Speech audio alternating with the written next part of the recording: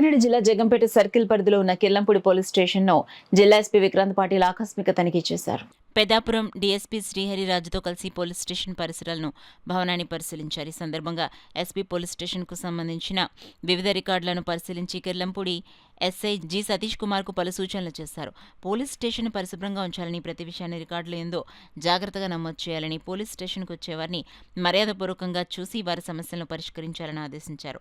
ఈ సందర్భంగా ఎస్పీ విక్రాంత్ పాటిల్ మీడియాతో మాట్లాడుతూ సైబర్ నేరాల పట్ల ప్రజలు అప్రమత్తంగా ఉండాలని, సామాజిక మాధ్యమాల్లో హద్దుమీరి ప్రవర్తిస్తే కఠిన చర్యలు తప్పవని హెచ్చరించారు. ఈ కార్యక్రమంలో Jaggampeta CI YRK Srinivas, Kirlampudi police station సిబ్బంది ఉన్నారు. ఆల్మోస్ట్ ఒక 80 కిలోమీటర్ స్ట్రెచ్ ఉంది మనకి కాకినాడ జిల్లాకి.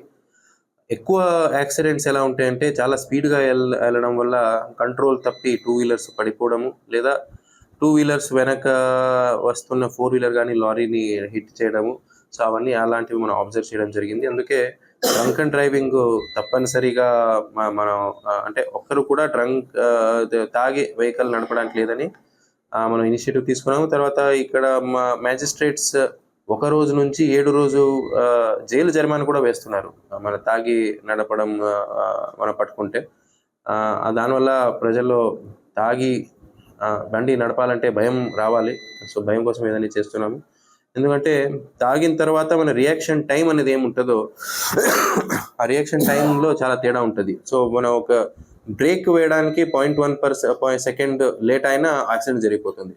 సో ఇవన్నీ ఒకవైపు అవగాహన పెంచుతున్నాము, ఒకవైపు జైలు జరిమానా లేదా 10,000 ఫైన్ ద్వారా భయం కూడా ఉండాలి అని మనం స్టెప్స్ తీసుకుంటాం.